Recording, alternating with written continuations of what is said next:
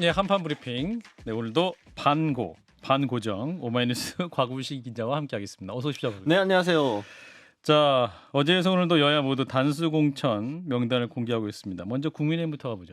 네, 국민의힘 공관위가 오늘 당사에서 브리핑을 열고 면접이 진행된 경기, 인천, 전북 지역 후보자들을 심사평가했습니다. 예, 경기 14명, 인천 5명, 전북 6명 이렇게 총 25명을 단수 후보자로 의결했다 이렇게 밝혔는데요. 예, 대표적으로 인천 계양을의 원희룡 전 국토교통부 장관, 또 성남 분당갑의 안철수 의원, 수원정의 이수정 경기대 교수, 또 전희경 전 대통령실 정무일 비서관이 의정부 갑에 단수공천됐고 김종혁 전 혁신위원도 고양시 병에 단수공천 대상자에 포함이 됐습니다. 예. 어제 발표에서는 용산 대통령실 출신이 없었는데 단수공천에 오늘은 또 다른 해석들이 나오고 있긴 하군요. 네, 그러니까 일단 3개월짜리 장관이다 이런 비판 받았으면서도 윤심 공천 논란의 대상자였죠. 박문규 전 산자부 장관이 음, 수원시 갑의 단수 후보자로 추천이 됐습니다. 예, 그리고 전희경 전 비서관은 물론 뭐 의원 출신이긴 합니다만 대통령실에서 나오고 현역 최영희 의원을 꺾고 역시 단수 공천이 된 상황이고요. 예, 또 지금 원희룡 전 장관 같은 경우에는 이제 한동훈 비대위원장의 사천 논란이 조정훈 의원처럼 좀 있었던 상황이었죠. 음, 지역을 지켜왔지만 이번에 낙천하게 된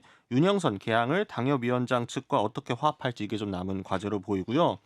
관심을 모았던 지역구가 이제 분당 을이었습니다. 여기 단수 후보자가 결정이 안 됐는데 예, 원래는 분당 갑에서 지역구를 옮긴 김은혜 전 홍보수석이 좀 유력하게 검토되지 않았느냐 이런 얘기가 있었는데 예. 또 김민수 국민의힘 대변인도 오랫동안 지역에서 활동을 해왔습니다.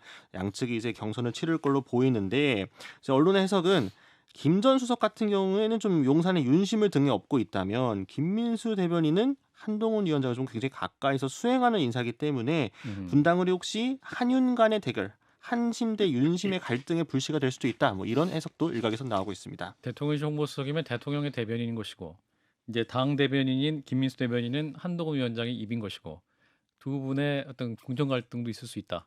뭐 경선으로 가면 뭐 이게 네. 문제는 없겠습니다만. 자, 이어서 민주당도 가보죠. 오늘부터 단수공천 지역구를 발표했는데 소개해 주신다면. 네, 민주당 공관위도 오늘 24개 선거구에 대한 공천심사 결과 발표했습니다. 여기서 단수공천 지역은 10곳이었고요.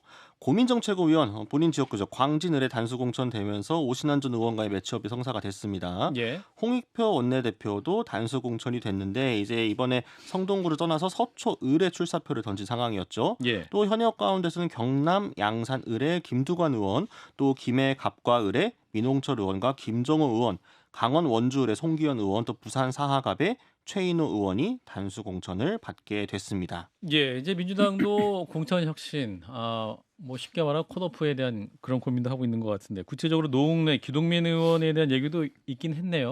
네, 그러니까 동아일보가 처음 보도한 내용이었는데요. 예, 이재명 대표가 어젯밤에 국회의원회관 사무실에서 비공개로 지도부 회의를 열고 음, 현역 의원 컷오프를 논의를 했는데 특히 그 대상이 예, 지금 뇌물수수 의혹으로 기소가 돼서 재판 중인 사선의 노웅래 의원 거론이 됐고 또 라임 금품 수수 의혹으로 재판 중인 재선의 기동민 의원 또 음, 비례대표이고 이번에 동작에 도전하려고 하는 이수진 의원에 대해서도 아니죠. 비례대표 이수진이 다른 분이죠. 예, 서대문에 도전했다 지역구로 옮기신 분인데 공천 배제 여부를 함께 논의를 했다라고 합니다. 예, 또 이 회의에 조정식 사무총장을 비롯해 김병기 수석 사무부총장이 공천 담당 지도부 의원뿐만 아니라 정성호 의원 또 박찬대 최고위원 같은 소위 친명계 핵심 인사들도 함께 참석했다라고 하는데 사실 이재명 대표에게 기자들이 오늘 물어봤습니다. 그래서 예. 네, 이재명 대표의 백그라운드 브리핑은 누가 그런 쓸데없는 소리를 이었습니다. 쓸데없는 소리를. 예. 잠시 후에 정성호 의원이 나오기 때문에 어떤 얘기가 좀 있었는지 직접 여쭤보겠습니다.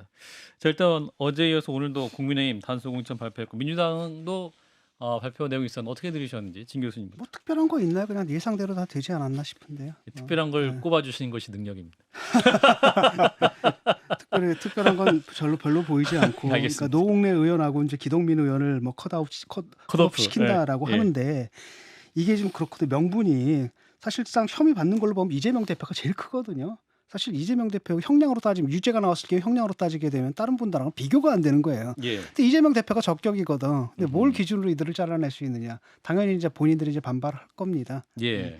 그리고 국민의힘? 국힘 같은 예. 경우에는 이제 뭐 저 전희경이라든지 이런 분들 있지 않습니까? 이런 분들 그다음에 박문규 이런 분들 같은 경우는 예. 이제 타협을 한 것 같아요. 대충 그쪽 용선하고 한동훈 당과. 당과. 그래서 어제 같은 경우에는 좀 배척하고 그다음 에 이번에 넣기도 하고. 근데 우리가 이제 그 주목해야 될 게 이제 부산 세 명 있지 않습니까? 그 자리가 가장 주목해야 할 자리인 것 같습니다. 거기가 시금석인 것 같고 예. 다른 부분들은 사실은 그보다는 중요도가 좀 떨어지는 것 같아요. 예, 또 박 편장님. 현재까지는 이제 난이도가 좀 낮은 문제들을 풀고 있는 건데요. 공천에 대해서. 맞아요. 그런가요? 그러니까 좀 이제 자기들이 좀 세게 힘을 줘야 될 때나 그래서 후보의 힘을 몰아줄 때를 하고 있기 때문에 큰 잡음은 없어 보입니다. 예. 근데 이제 국민의힘에서 이른바 낙동강 벨트에 탈환할 지역에 대해서 이제 공천을 막 하지 않았습니까? 공천을 하고 또 이제 중진들을 배치를 일단 하고 있고 그래서 민주당에서 이쪽에 대해서 우선적으로 단수 공천을 좀 했고요. 국민의힘의 전희경 전 의원, 전 비서관인데 의정부 갑인데 여기에 있는 현역 의원이 비례대표입니다. 그래서 그 지역에 연구가 많은 것도 아니고 예. 그래서 이걸 뭐 특혜다라고 볼 것까지는 제가 볼 때는 없을 것 같고요. 이것도 국힘 입장에서는 국민의힘 입장에서는 약간 험지거든요. 그래서 그렇게 보이고요. 현재까지는 쉬운 문제를 좀 풀고 있는 것 같다. 아직은 예. 네, 그리고 저도 이제 노웅래 의원 같은 경우는 예. 이전에 이제 저기 관봉같이 해서 띠지까지 해서 돈을 집에 뒀다가 다 나오지 않았습니까? 근데 처음에 완강히 아니다고 했다가 나중에 정치원금으로 500만 원 이하를 받은 거다 이렇게 얘기했고 의원 사무실에서 돈을 받은 것으로 돼 있는데 당시에 뭐 태양광 사업관에서 청탁이 있었다고 검찰은 보고 있는데 예. 그게 아니고 그건 민원을 들은 거다라고 얘기하고 있는데 단적으로 얘기하면 구차합니다. 뭐 이재명 대표가 본인도 사법 리스크가 있기 때문에 얘기하기가 쉽지 않고 그럼 이 대표는 이러한 질문에 대해서 이 대표가 딱히 할 말도 없겠지만 이런 부분들 기동민 의원도 마찬가지고 과감히 결단을 해야 됩니다. 지금 국민의힘에서 나름대로 포인트를 쌓아가고 있는데 이런데 자꾸 얽매이면 감흥을 못 주죠. 예, 이재명 대표 입장에서는 굉장히 아픈 얘기를 했어요. 이재명 대표도 재판 중인데 재판받고 있다고 현역 의원을 컷오프하면 이재명을 죽이겠다는 것이다. 이렇게 지금 노웅래 의원은 말을 하고 있기 때문에 예. 그러니까 그게 이제 명분이 안 서는 거죠. 예. 이번에도 기준 마련할 때 이상하게 정말 엄청나게 많은 혐의로 재판을 받고 있는 이재명 대표 것만 싹 빠져나가게 이상하게 또 아주 묘하게 기준을 만들었더라고요. 예술이야 예술. 일단은 이재명 대표는 처음 개항을 나왔을 때부터 지금까지 쭉 예, 그리고 대선 앞두고부터 사법 리스크는 상수잖아요. 예, 그래서 이제 다 기준을 물론 명분은 없겠지만 정말 성가신 일이겠지만 어떻게 하겠습니까? 예. 이제 할 건 또 해야죠. 예, 잠시 후에 정성호 의원을 만나서 입장을 더 들어보겠습니다. 자, 어제 이제 민주당 출신 양정숙 의원이 개혁신당에 합류했다는 소식 전해드렸는데 이 개혁신당의 당색은 오렌지 색깔인데 남색이 짙어진다 이런 분석이나 무슨 얘기입니까? 네, 그러니까 이제 남색이 원래 이제 새로운 미래 측에서 상징했던 색깔이기 때문에 예, 원래 오렌지색인 개혁신당에 남색이 좀 많이 들어가고 있는 거 아니냐, 오렌지색 물이 빠지고 있는 거 아니냐 이런 이야기들이 벌써 좀 나오고 있습니다. 예, 대표적으로 일단 양정숙 의원이 이제 좀 드라마틱하게 입당을 하게 되면서 개혁신당은 현역 의원 5명을 확보를 하게 됐고 이 선관위가 원래 15일 날 각 정당의 보조금을 지급하는데 예, 그 전날에 5명을 채움으로써 6억 원의 이제 보조금을 받게 된 거거든요. 예. 아마 그에 대한 좀 리워드가 있지 않을까 싶기는 한데 어쨌든 이 5명의 현역 의원들이 모두 민주당 출신인 상황입니다. 그래서 예. 이준석 공동대표를 위시한 이 국민의힘 출신 소위 이제 개혁 보수 성향 인사들의 입지가 줄어들고 있다 이제 이런 얘기가 나오고 있고 지금 또 새로운 미래 쪽 당직자를 중심으로 합당 전에 자신들의 상징색이었던 남색을 개혁신당에 추가해야 된다는 의견도 나오고 있다 이제 이런 보도들이 있는 상황입니다. 예, 원래 뭐 실무진선에서 있었던 얘기다라고 이제 김종민 의원은 얘기를 했었던 것 같은데 이게 지금 또 더 나오고 있는 상황인 것 같기도 하고 이런 가운데 지금 이제 배복주 전 정의당 부대표가 빅텐트 통합 후에 새로운 미래 입당했다는 사실 뒤늦게 알려졌는데 어떤 얘기입니까? 또 네, 그러니까 논란인데. 뭐 이분이 이제 워낙 유명하신 분이죠. 장애 여성 인권 운동가로 오래 활동을 하셨고 예, 박경석 전장현 상임 공동대표 이제 배우자인데 오늘 공개된 여성신문과의 인터뷰에서 설 당일 그러니까 10일에 새로운 미래의 평당원 신분으로 입당했다라고 말을 했습니다.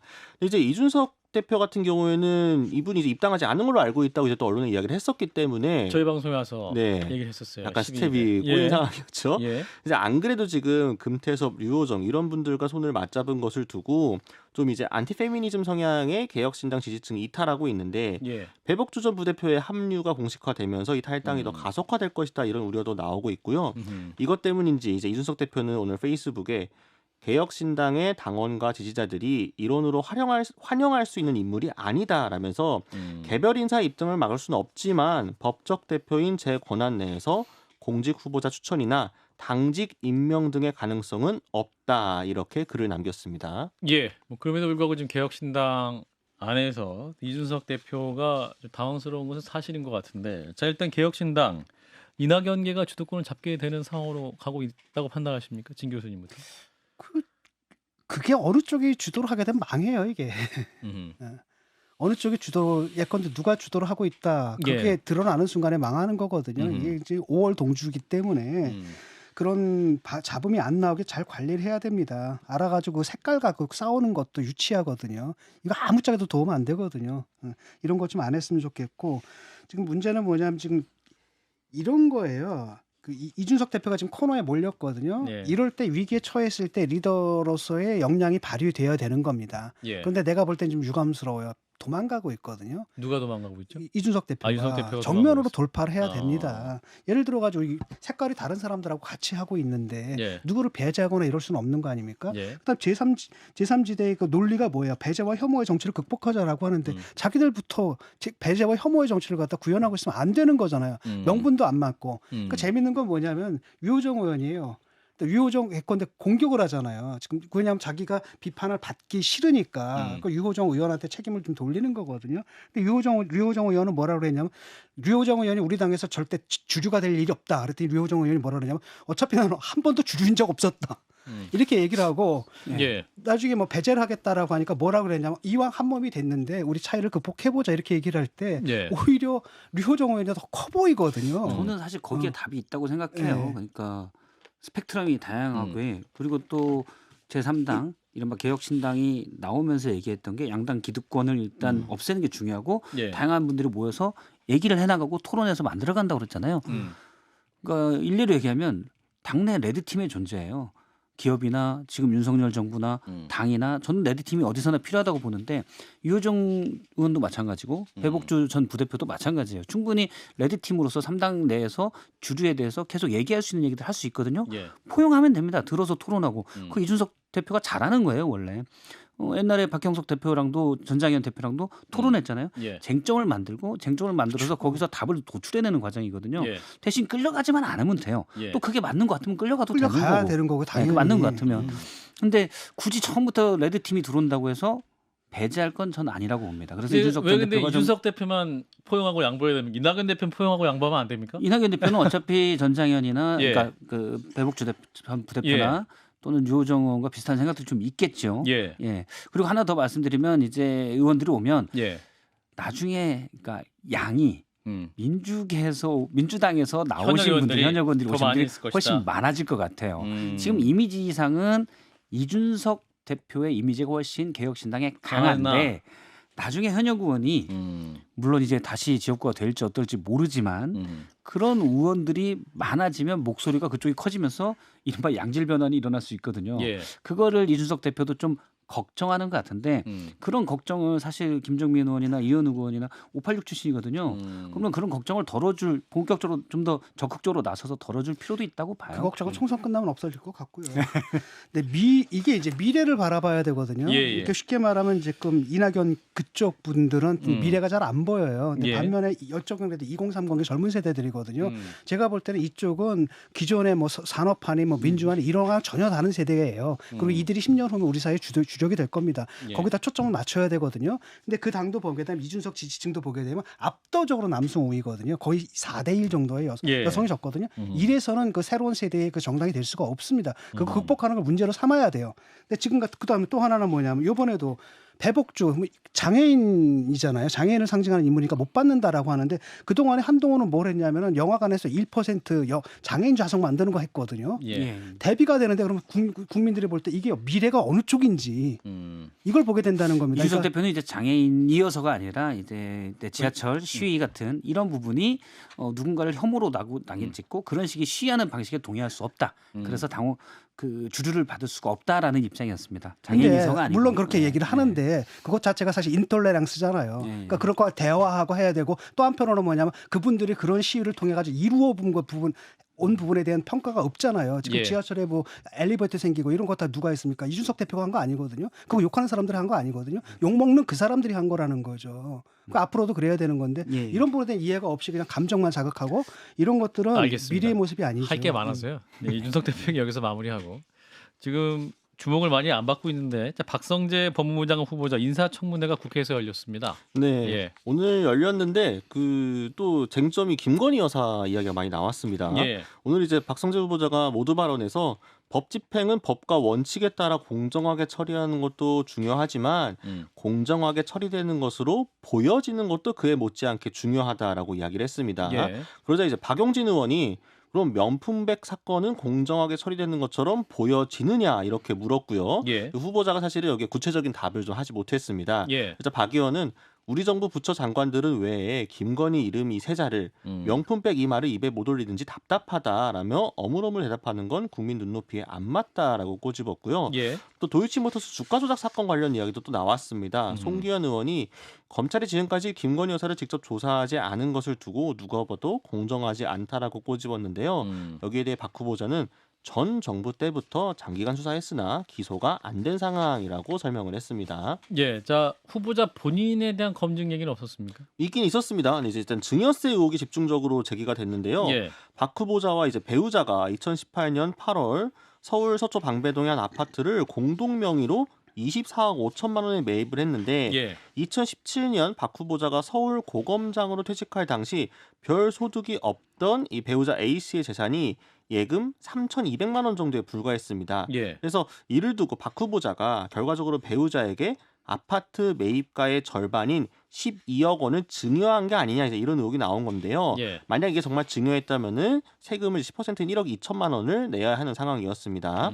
박 후보자는 꼼꼼히 살펴보지 못한 불찰이라고 유감을 표명을 했고요. 다만 이제 결혼하고 전세로 대여섯 번 옮기면서 집 옮기는 과정이 좀 어려웠고 이 과정에서 본가보다 처가 도움을 더 많이 받았었다라고 이야기를 했습니다. 예. 집사람이 공무원 남편 길을 살려준다고 단독 명의로 하라고 했고 이후에 이사를 가면서 똑같이 등기를 하다 보니 그 전까지 본인 단독 명의였기 때문에 이 재산상의 차이가 좀 있어 보였다라는 거였고요. 예. 기존 주택을 매각해 얻은 10억 3천만 원도 부부 공동재산으로 볼 수 있는 거다 이렇게 강조했습니다. 예. 자, 박성재 법무부 장관 후보자 청문회 진행되고 있는데 어떻게 보셨습니까? 진 교수님부터. 지금 뭐 특별히 이 건 자체는 조금 의심스럽긴 하지만 그 논리 자체는 맞는 논리거든요. 예. 그러니까 여기서 뭘 좀 이렇게 빼도 박도 못하는 뭘 탁 잡아낼 수는 없는 것 같아요. 예. 그래서 넘어갈 수도 있는 문제인 것 같고 다만 이제 또 거기서 또 명품백 수수 도이치모터스 이것도 보면은 대통령도 아니고 대통령 부인이거든요. 예. 결혼도 하기 전에 있었던 일들이고 명품백이라 그 300만 원짜리인데 근데 이거 가지고 지금 그 국회가 이렇게 떠들려야 할 일인가 저는 거기에 굉장히 회의적이에요. 네, 박 실장님. 진즉 대통령이 여기에 대해서 선을 긋고 갔으면 확실하게 입장을 내고 했으면 되는데 예. 많은 사람이 기다리고 관심을 보였던 KBS 대담에서조차도 너무 부족하게 대답을 내놨기 때문에 이게 되고요.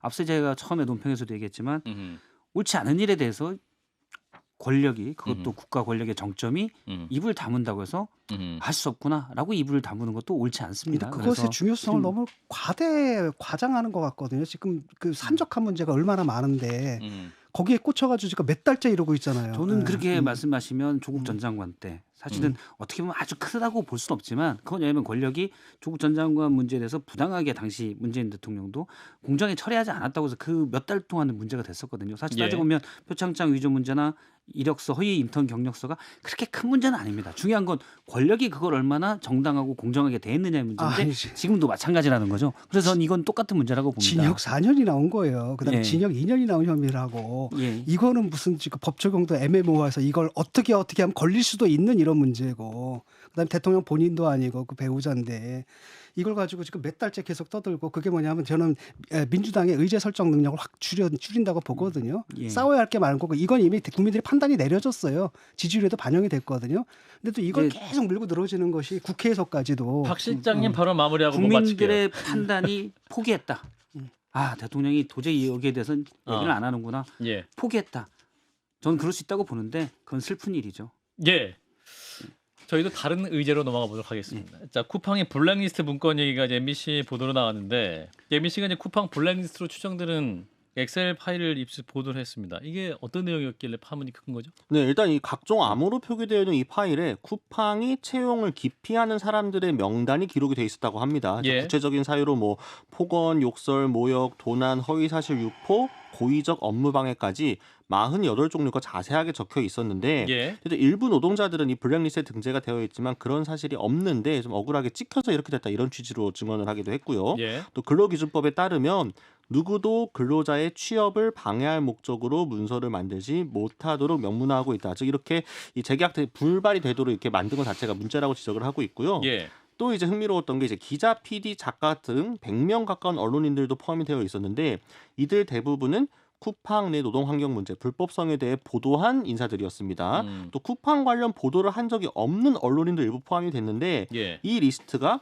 경찰청, 또 서울시 경찰청 출입기자단 명단과 일치했습니다. 그래서 이 명단을 쿠팡 측이 입수해가지고 일종의 사전의 취재를 봉쇄하기 위해서 블랙리스트에 추가한 거 아니냐 지금 이런 의혹도 제기되고 있는 상황입니다. 이 문건이 그럼 어떻게 쿠팡에서 썼느냐 이 부분도 굉장히 중요할 수 있을 것 같고 뭐 이런 명단을 바탕으로 뭐 정말 기자를 피한 용도로 썼는지 그것도 중요할 수 있을 것 같은데 쿠팡은 뭐라고 지금 반론을 하는 겁니까? 일단 쿠팡의 물류 자회사죠. 쿠팡 풀필먼트 서비스가 오늘 허위사실 유포에 의한 명예훼손 혐의로 이 명단을 공개한 이제 민변 변호사들을 비롯해서 고소장을 제출을 했습니다. 예. 일단 쿠팡 측에서는 이 출처가 불분명한 문건을 블랙리스트라고 공개하고 마치 회사가 조직적인 댓글 부대를 운영해 여론을 조작한 것처럼 허위 사실을 유포했다라고 했고요. 직원들에 대한 인사평가를 작성 관리한 건 정당한 경영 활동이기 때문에 법적으로 문제가 없다라고 주장을 하고 있습니다. 예. 오히려 함께 일하는 직원들을 보호하기 위해 안전한 사업장을 만들기 위해 필요한 조치였다. 이렇게 강변하고 있는 상황입니다. 근데 이제 쿠팡 해명까지 들으셨는데 어떤 분 주목해야 될까요? 진 교수님부터. 이거거든요. 출처가 불분명한 문건이라고 그랬는데 두 번째는 뭐냐면 직원들에 대한 인사평가를 작성 관리한 점 인정했다라는 거예요. 라고 한다면 당신이 말하는 그거, 그 문서, 그 문건 당신들이 작성한 거야 안 한 거야. 그것만 확인해 주면 되는 거거든요. 그게 자기들이 작성했다라고 하는 이건 명백하게 법 위반이죠. 근로기준법 위반이고 어떤 목적이 있든 간에 거기 전혀 관계없는 기자라든지 PD 100여 명에 가까운 언론인들이 언론인이라든지 있다는 거. 아마도 거기에 회사 말을 잘 안 듣는 노동자라든지 이런 사람 들어가 있거든요. 예. 이거는 불법이죠. 박 실장님. 말이 필요 없습니다. 그것만 확인해 두면 돼요. 그 문건 정체 출처 불분명한 그 문건을 갖다가 권영국 변호사 그 사람이 만든 거냐? 아니면 당신들이 만든 거냐? 그것만 하면 얘기하면 끝이에요. 일단 이런 문건을 만든다는 것 자체가 법 위반이기 때문에 예. 이건 당연히 쿠팡이 거기에 대해서 책임을 져야 되는 문제고요. 예. 물론 쿠팡 입장에서도 이제 이 물류센터가 워낙 사람이 많이 일하는 곳이거든요. 그래서 어떻게 하면 워낙 사람이 또 많이 드나들어요. 단기 뭐 일꾼들이 너무 많아서. 예. 그래서 뭐 그럴 수도 있겠다는 생각도 들지만 이거 분명하게 법 위반이니까. 근데 저는 하나 궁금한 것보다도 이건 좀 이해가 안 되는 게 쿠팡의 핵심 경쟁력은 사실 구매력과 물류거든요. 그런데 제일 나쁜 일자리로 얘기되는 게 쿠팡 상하차예요. 죽음의 알바라고 하는 그런 상하차인데 왜 그런 일자리들로만 사람을 하는지 거기에서 사실 우리나라 정도 되는 나라에서 인건비를 그 정도 아껴서 그게 핵심 경쟁력으로 지금 얘기할 수 있는 건지 그런 부분이 사실 제일 아쉬워요. 그러니까 쿠팡의 물류센터에 일하시는 분들이 너무 나쁜 열악한 환경에서 일하는 게 너무 많은데 왜 국제기업 쿠팡이 그런 일자리만 만들고 있는지가 제일 아쉬워요. 예. 자, 여기는 여기까지 하고 하나만 더 짚고 마무리하게 축구 얘기인데 크리스만 감독에 대한 감독 경질을 지금 건의한 상태죠. 네, 축구협회 국가대표 전력 강화위원회가 이제 결정을 해가지고 축구협회에 건의를 하게 된 겁니다. 크리스만 감독이 물러나야 한다는 데 의견을 모았다고 했고요. 황보관 기술본부장이 이제 브리핑에서 여러 이유로 크리스만 감독이 더는 리더십을 발휘하기 힘들다는 판단이 있었고 교체가 필요하다는데 의견이 모였다라고 해서요. 예. 이 경질 건의를 정몽규 회장이 받아들일지 결단이 남은 상태인데 이날 회의에서 한 전력강화위원이 기자들에게 클린스만 감독이 이강인, 손흥민 두 선수 때문에 경기력이 안 좋았다는 식으로 변명했다라고 전해졌고 브리핑에서도 전술 부재에 대해서는 인정하지 않았다라고 합니다. 그것도 이게 영상으로 참여한 거죠? 네, 화상으로 원격으로 원격으로 참여하고 또 퇴장했다. 자, 짧게 말씀드릴까요, 진 교수님부터? 글쎄요. 경질해야 됩니까? 경질 해야 될 것 같은 분위기네요 지금 보니까. 나가야지요. 전혀 클린하지 않아요. 그러니까 그 이분이 이렇게 성실하지를 못한 것 같아요. 여러 가지 면에서 볼 때. 예. 예. 뭐 이렇게 성실하지 않으면서도 뭔가 선진 기법을 해서 대표팀을 잘 이끌 줄 알았는데 전혀 아니고 지금 보면 책임 회피고 또 앞서 얘기하신 것처럼 선수들에게 책임을 돌린다? 감독이 그럼 뭐하러 그 돈 받고 거기 있습니까? 그래요. 그래서 저는 이거는 전혀 자격이 없다. 제가 사실 스포츠는 잘 알지 못하지만 전혀 자격이 없다고 그 생각을 위약금이 합니다. 아깝다는 생각이 들어가지고. 근데 연간 저희가 스포츠에 축구 팬들이 많잖아요. 그렇게 따지면 뭐 물론 그 돈을 내야 되는 축구협회에서는 아깝다는 생각이 들겠지만 국민적 관심 이런 걸 보면 또 남은 기간 동안 계속 받아야 될 실망에 비하면 크지 않다고 생각합니다. 곽우신 기자가 결정해 주세요. 자, 정몽규 회장에게 말씀해 주십시오. 뭐 일각에서 동반 사태 여론도 나오고 있는데 깔끔하게 이 임명하신 분이 같이 책임지시는 것도 괜찮은 겁니다. 네. 그러니까 네티즌들은 또 너무 센데. 축협 또 공격을 해요. 아니 이게 그 장- 이거 빠르게 인정한 것부터 약간 좀 이 혹시 이 일부러 여론의 확률을 돌리려고 이렇게 한 거 아니야? 이런 의혹도 예. 일각에서 있는 상황이니까요. 그렇죠. 예. 선수들 그것까지도. 네, 그렇죠. 네, 곽 기자의 처방전 두 분 다 사퇴하시라는 것 같습니다. 자, 일단 여기까지 듣겠습니다. 곽우신 기자였습니다. 고맙습니다. 감사합니다.